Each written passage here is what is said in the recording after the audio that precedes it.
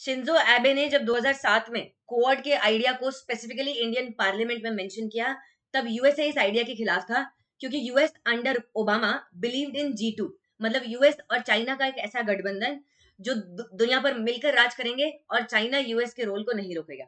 Now of course this was utopia, typical liberal ideology, जिसमें आप देखते हो कि बाद में चाइनीज एक्सपेंशनिस्ट एफर्ट्स की वजह से ये सारा आइडिया धरा का धरा रह गया। और तब 2017 में under leadership of Trump again Quad was revived as a partnership. लेकिन कहीं ना कहीं क्वाड उठता है गिरता है, उठता है गिरता है, and it sort of functions like an empty vessel again and again. यही देखने को मिला जब ऑकस फॉर्म हुआ, ऑस्ट्रेलिया यूके यूएसए की एक ऐसी पार्टनरशिप जिसमें बात की गई कि हम न्यूक्लियर सबमरीन टेक्नोलॉजी को शेयर करेंगे। लेकिन अगेन क्वाड को रिवाइव और क्वाड को स्ट्रेंथन करने की कोशिश की जा रही है through the help of joint patrols. हो सकता है आने वाली जो क्वाड की मीटिंग हो, यहाँ जॉइंट पेट्रोल्स पर एक मेजर डिसीजन लिया जाए कि चारों कंट्रीज क्वाड की मिलकर साउथ चाइना सी में जॉइंट पेट्रोलिंग करेंगे। अब सबसे पहले जॉइंट पेट्रोल का मतलब समझ लेते हैं। ये साउथ चाइना सी है। ओबामा के अंदर जब चाइना एक्सपेंशनिस्ट होता था, तब ओबामा ने क्या बोला था, ऐसे जिगजैग पैटर्न में हमारी शिप आएंगी और यहाँ पर पेट्रोलिंग करेंगी, चाइना को ये मैसेज देने के लिए कि साउथ चाइना सी सिर्फ और सिर्फ चाइना का नहीं है। अब आपको पता है इन स्टेप्स की काफी मौकरी उड़ाई जाती है और इसलिए ओबामा को एम्प्टी वेसल भी कहा जाता है, क्योंकि इस टाइप की स्टेप्स चाइना को तो नहीं डेटर करने वाली। जब तक आप पेट्रोल करोगे तब तक हो सकता है चाइना शांत रहे, उसके बाद दोबारा इन आइलैंड्स पर कुछ ना कुछ खुराफात करने लग जाएगा, राइट? तो यही हुआ। लेकिन अब अगर चारों कंट्रीज मिलकर ज्वाइंट पेट्रोलिंग करेंगी, तब ये काफी ज्यादा एक्सपेक्टेड है कि इससे जो स्ट्रेंथ है वो रिवाइव होगी, एंड चाइनीज फियर में रहेंगे that quad is turning like an Asian NATO, जो चाइनीज का सबसे बड़ा फियर था। देखो होता क्या है, जितना चाइनीज एग्रेशन करते जा रहे हैं उतना क्वाड अपने आप को रिवाइव करते जा रहे हैं। ये स्टेप भी हमने ऐसा नहीं किया कि क्वाड कल बना और आज ले लिया। एक्चुअल में ये स्टेप भी 17-18 में भी लेना चाहिए था, लेकिन ये भी हमने बहुत ज्यादा डिलेड रखा। क्यों? क्योंकि बार बार क्या होता है, क्वाड आईसीयू में पहुंच जाता है। 2022 की टोक्यो समिट के टाइम पर हमने Indo Pacific partnership for maritime domain awareness को साइन किया था। 5 साल का ये था पूरा, जिसमें मैरीटाइम डोमेन अवेयरनेस को बढ़ाएंगे। अब उसी टाइम पर हमें ज्वाइंट पेट्रोलिंग की बात कर देनी चाहिए थी, क्योंकि मैरीटाइम डोमेन अवेयरनेस आप ज्वाइंट पेट्रोलिंग से ज्यादा बेटर इंश्योर कर सकते हो। लेकिन तब भी ये आइडिया कोल्ड स्टार्ट में रहा। फिर चाइनीज ने खुद ही इस आइडिया को एक ऑक्सीजन मास्क प्रोवाइड कर दिया है, जो हमने आईसीयू में रख दिया था। कैसे? ज्यादा फिलीपींस के साथ कॉन्फ्लिक्ट्स को इंश्योर करके, जिससे यूएसए और ज्यादा यहाँ पर एग्रीवेट हो जाता है, क्योंकि Philippines is playing a dance between USA and China, diplomatic dance. इसकी वजह से जब भी फिलीपींस के साथ फ्रिक्शन होती है तो यूएस को लगता है कि अब अगला ताइवान है, ताइवान के साथ हो चुकी है एयर डिफेंस वायलेशन, और फिर उसके बाद जापान है, फिर यूएस की डोमिनेंस और धीरे धीरे कम होती जाएगी, राइट? तो अब इसी वजह से ये आप देखो, ये सबीना आइलैंड्स है, जहां पर सबीना शोल है, जहां पर पलावन आइलैंड्स के पास में चाइनीज ने काफी फ्रिक्शंस क्रिएट किए अलोंग विद फिलीपींस। और ऐसे ही दूसरे आइलैंड्स में ये सारे फ्रिक्शंस हुए। इसके बाद अब डिसाइड हुआ है कि भैया हम जॉइंट पेट्रोलिंग करेंगे, और अपना जो मैरीटाइम डोमेन अवेयरनेस का आइडिया था जो 2 साल पहले डिसाइड किया, उसको अब वाकई में एक्चुअलाइज करेंगे। एक होता है कि आइडिया डिसाइड करके रख दिया उसको फ्रीजर में, एक होता है उसको ऑपरेशनलाइज करना। तो अब इससे ऑपरेशनलाइजेशन होगा। अब इससे इंडिया कैसे बेनिफिट ले सकता है? Not just about Indo Pacific overall, लेकिन इंडिया इससे क्या टेक अवे ले सकता है? क्या इसमें सीरियसली पेट्रोलिंग में पार्टिसिपेट करना चाहिए, या फिर कुछ और स्टेप्स लेने चाहिए? इन सब पर हम डिस्कस करेंगे। लेकिन उसके पहले आपके लिए एक इंपॉर्टेंट अनाउंसमेंट। अगर आप पटना या बिहार में रहते हो तो आप पटना सेंटर जरूर विजिट कीजिए, क्योंकि यहाँ आपको ओवरऑल एक स्पेसिफिक गाइडेंस और काउंसलिंग मिल जाएगी for both UPSC as well as BPSC, right? और इसके साथ साथ करोल बाग में फाउंडेशन की हमारी बैच चलती है इंग्लिश मीडियम की इन दिल्ली, मुखर्जी नगर में हिंदी मीडियम की बैच चलती है, और प्रयागराज में हिंदी प्लस इंग्लिश मीडियम की बैच चलती है।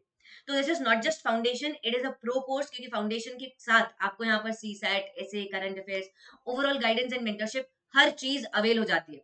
तो आप इनके बारे में और इंक्वायर कर सकते हो, डिस्क्रिप्शन में लिंक है, लिंक पर क्लिक कर लेना। इनफैक्ट बेस्ट तो यही होता है कि आप सेंटर्स को विजिट करो, क्योंकि सेंटर विजिट करने से ओवरऑल आपको एक कॉम्प्रिहेंसिव आइडिया मिलता है, और आपके स्टडी प्लान्स भी डेवलप हो जाते हैं for the next year, next to next year, right? जब भी आपको एग्जाम देना हो। अन अकेडमी ऐप को भी ऐसे ही आप डिस्क्रिप्शन में लिंक है, वहां से क्लिक कर सकते हो, राइट?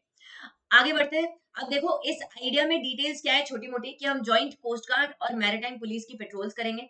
इससे हम रिसोर्सेज पर भी फोकस रखेंगे। देखो साउथ चाइना सी में बहुत ही अच्छे अच्छे रिसोर्सेज है।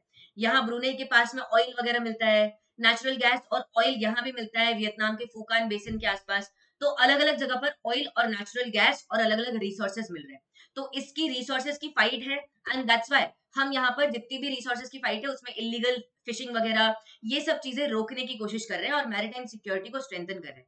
ये पेट्रोलिंग उसमें भी काम आएगी, और जो आसपास के नेबर्स हैं चाहे Vietnam, Laos, Cambodia, Indonesia, Philippines, इन सबको सिक्योर करना कि देखो we are there, Quad is there, तो आपको चाइना के स्पेक्ट्रम में आने की जरूरत नहीं है इन्फ्लुएंस में, इन सब में ये एक मैसेज देने का काम करेगा।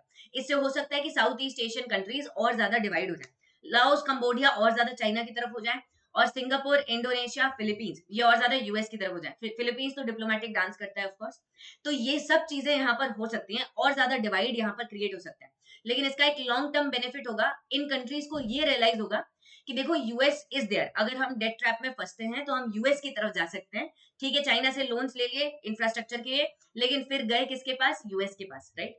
तो ये सब हो सकता है, ये पूरा नेक्स्ट ईयर इज एक्सपेक्टेड कि ऑपरेशनलाइज हो जाएगा और लॉ एंड ऑर्डर को स्ट्रेंथन करने की कोशिश करेगा। अब जैसा हमने देखा ये चाइना को काउंटर करेगा, तो चाइना का सबसे बड़ा फियर ये है कि quad will be like an Asian NATO, right. लेकिन आपको पता है पेट्रोलिंग से सिर्फ और सिर्फ कुछ नहीं होगा, यूएस ने भी पेट्रोलिंग की लेकिन साउथ चाइना सी में उसका कुछ बेनिफिट नहीं निकला, क्योंकि ये लिबरल पॉलिसी होती है, लिबरल फॉरेन पॉलिसी, डेमोक्रेट्स की पॉलिसी कि पेट्रोलिंग करो, लेकिन पेट्रोलिंग किसी हार्ड लाइन कंट्री, किसी एक्सपेंशनिस्ट कंट्री को नहीं रोक सकती, राइट। इसलिए ऐसा हो सकता है कि ये स्टेप भी एक एम्प्टी गैस एफर्ट निकल जाए, बिल्कुल एम्प्टी गैस की तरह, एम्प्टी वेसल की तरह, और इसका भी कुछ ज्यादा फायदा ना हो। तो that's why India should constantly focus on our Chinese border and along with that on Indian Ocean region, ठीक है। क्योंकि ये सारी पेट्रोलिंग होगी, चाइना का ध्यान डाइवर्ट होगा साउथ चाइना सी में, उसी टाइम पीरियड पर इंडियन ओशन में we can further strengthen ourself. अभी आप बांग्लादेश का एग्जांपल देख रहे हो, मालदीव देख रहे हो, पाकिस्तान तो है ही, ग्वादर पोर्ट पूरा चाइना का ही लगभग, श्रीलंका देख रहे हो, हम्बनतोता पोर्ट हुआ, नेपाल में देख रहे हो इनका इन्फ्लुएंस बढ़ रहा है। तो ये एक फोकस को डाइवर्ट करने में और इंडिया को कंसोलिडेट करने में हेल्प में करेंगे, जब चाइनीज अपने रिसोर्सेज को यहाँ से हटाकर साउथ चाइना सी की तरफ ले जाएगा। तो इंडिया के लिए प्रॉब्लम्स खत्म नहीं हो रही हैं, बस ये है कि थोड़े टाइम के लिए आपको एक गैप मिल रहा है, थोड़े टाइम के लिए हो सकता है वैक्यूम मिल जाए, जिसमें इंडिया को प्रिवेंशन पर ज्यादा से ज्यादा फोकस करना है और ये इंश्योर करना है कि चाइनीज प्रेजेंस कम हो, और बढ़े तो बिल्कुल भी ना, in South China Sea, in Indian Ocean overall, right. क्योंकि Indo and Pacific are interrelated. बाकी आपको इस टॉपिक के बारे में क्या लगता है, क्या वाकई ऐसी स्टेप से कुछ काम होता है, बताइएगा जरूर। और मुझसे और कनेक्ट करने के लिए ये क्यूआर कोड है टेलीग्राम ग्रुप का, इसको आप स्कैन कर सकते हो। एक मैं आपको मैप दिखाना चाहूंगी, इंडियन मिलिट्री, देखिए यूएस की मिलिट्री के कुछ कंसेप्शन है, इस कंसेप्शन में आइलैंड चेन के जो ग्रुप्स हैं वो सबसे पहले आते हैं, जैसे फर्स्ट आइलैंड चेन ये है, सेकंड ये है, थर्ड इसके बाद, फोर्थ इसके बाद। तो इनके हिसाब से एक fifth island chain of countries भी है जो कि इंडियन ओशन में, ठीक है। तो इंडियन ओशन में चाइना अपनी फिफ्थ आइलैंड चेन को मानता है और दैट्स व्हाई यहाँ पर प्रेजेंस अपनी बढ़ाते जा रहे हैं, और दैट्स व्हाई हमें इस एरिया में फोकस करना चाहिए नियर आर विसिनिटी। साथ साथ और भी कुछ एफर्ट्स हो सकते हैं आने वाले समिट में, जैसे open radio access network to reduce the dependence on Chinese, health initiatives, agriculture, ये सारे छोटे छोटे एफर्ट्स हैं। वैसे तो इतने इंपॉर्टेंट नहीं है स्ट्रेटेजिक लेवल पर, लेकिन हम इसलिए करते हैं ताकि आजू बाजू के South East Asian, ASEAN countries ये सब थोड़ा सा कनेक्टेड रहे through the help of Quad in this. अब क्या इसका मतलब ये है कि यूएस और चाइना में डिफरेंस को हम एक्सप्लॉइट कर सकते हैं, can be Indians exploit this, ऐसा जरूरी नहीं है, क्योंकि देखो मांडवाली हर जगह चलती रहती है। जैसे इंडिया चाइना में आपने देखा रिसेंटली डिसएंगेजमेंट के स्टेप्स हुए, बिकॉज हमने ये ऑब्जर्व किया कि इंडिया और यूएस में फ्रिक्शंस इंक्रीज होते जा रहे थे, राइट। तो ऐसा ही कुछ यूएस और चाइना में भी बातें चलती रहती है, जैसे वीडियो कॉन्फ्रेंसेस हुई थी अभी सितंबर 9 को। तो ये अंडरस्टैंडिंग्स को, मिसअंडरस्टैंडिंग्स को मिनिमाइज करना, रिस्क को कम करना, ये सब ये बातें करते रहते हैं, राइट। तो जब तक यूएस के इलेक्शंस नहीं हो जाते, जब तक ट्रम्प इलेक्ट होके नहीं आते, क्योंकि ट्रम्प की पॉलिसी बहुत क्लियर है, चाइना पर फोकस रखो, and China is the biggest challenger, क्योंकि ये रिपब्लिकन है, रिपब्लिकन का यही है। सो यहाँ पर we will be very clear, लेकिन अभी जब तक इलेक्शंस नहीं होते, we should just wait and watch and ensure कि हमारा ज्यादातर फोकस इंडियन ओशन पर रहे, राइट। क्योंकि अपने आप को सेव करना सबसे ज्यादा जरूरी होता है compare to any other aspect in foreign policy. बाकी आपको क्या लगता है, कमेंट करना, like share subscribe. Thank you.